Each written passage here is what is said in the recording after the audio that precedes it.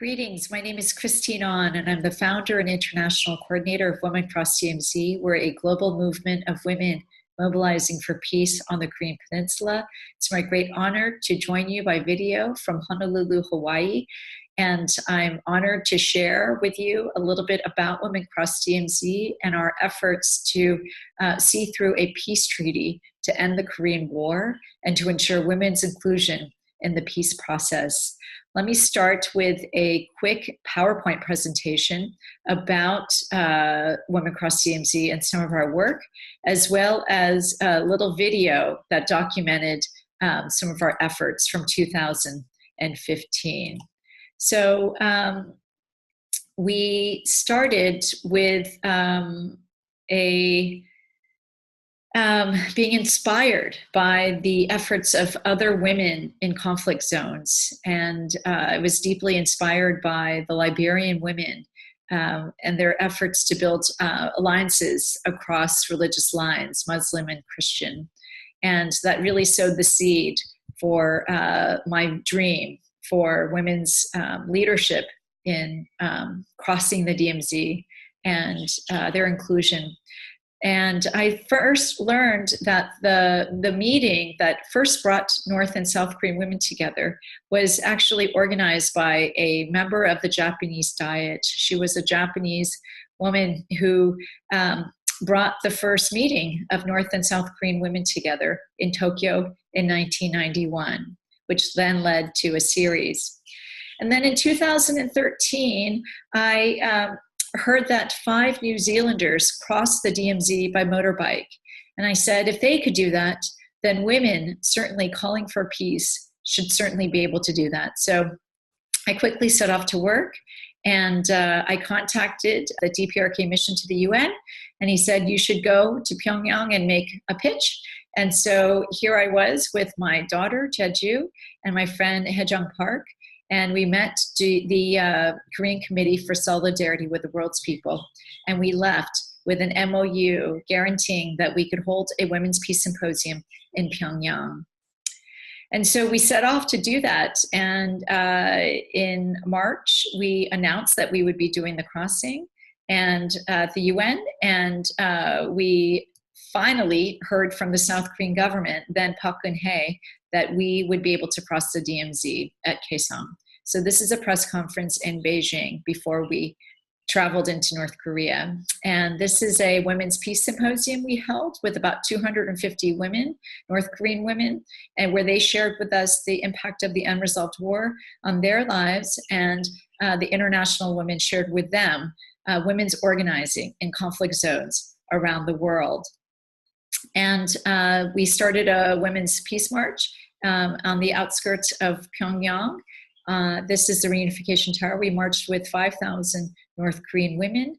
Then we marched with 2,000 women in Kaesong.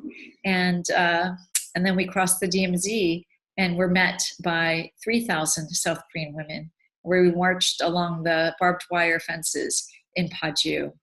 And then we ended our trip in 2015 with a Women's Peace Symposium in Seoul, where we got to hear from the South Korean women and again shared our insights of women's organizing around the world.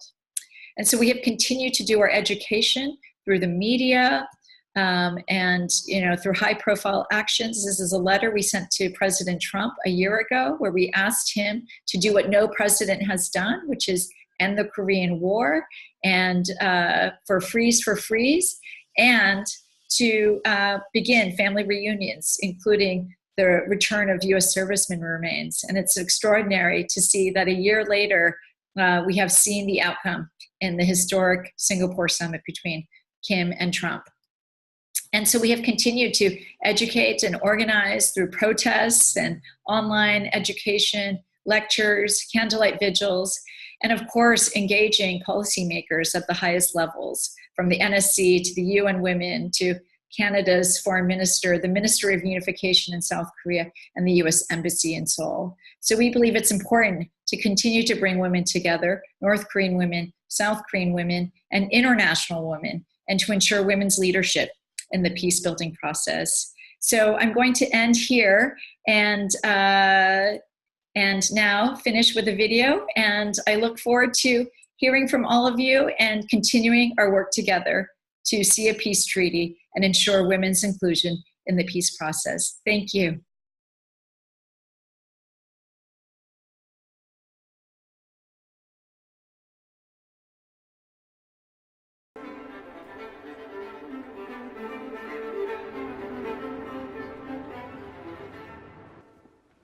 전쟁 시기에 이 두 손을 모두 잃게 되었습니다. 그러니 그때는 제가 7살이었습니다. 이제 전쟁이 터진다면 가장 고통과 가슴 아플 것은 우리 어머니들과 아이들이라고.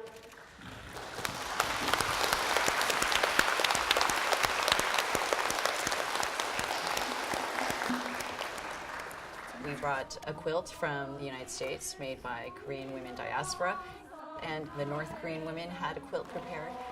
And so we did the stitching ceremony that was about reuniting Korea.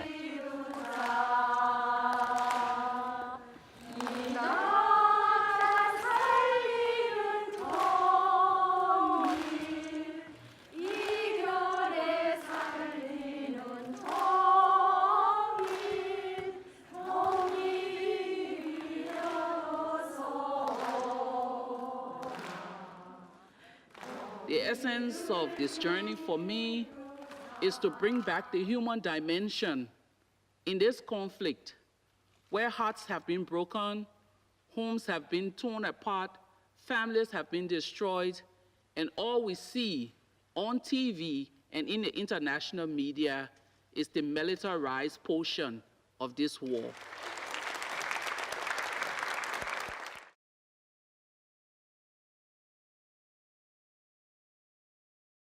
As we are the new generations, we have no idea about the war.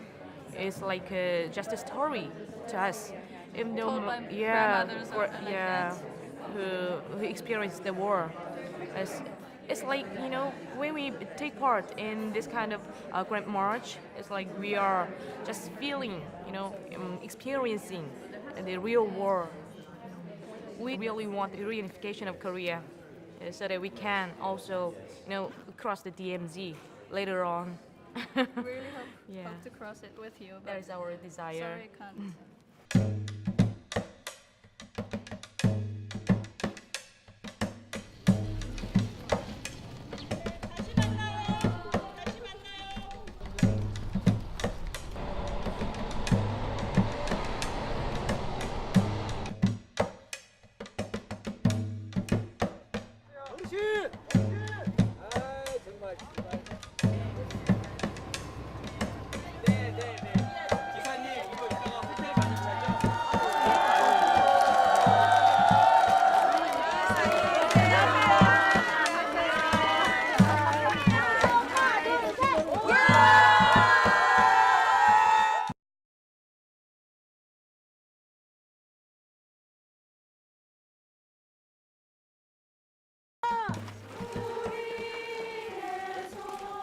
Our fervent dream is for reunification. And even in our dreams, we are longing for reunification. 이 정성 다해서 통일을 이루자. 이결에 살리는 통일, 이결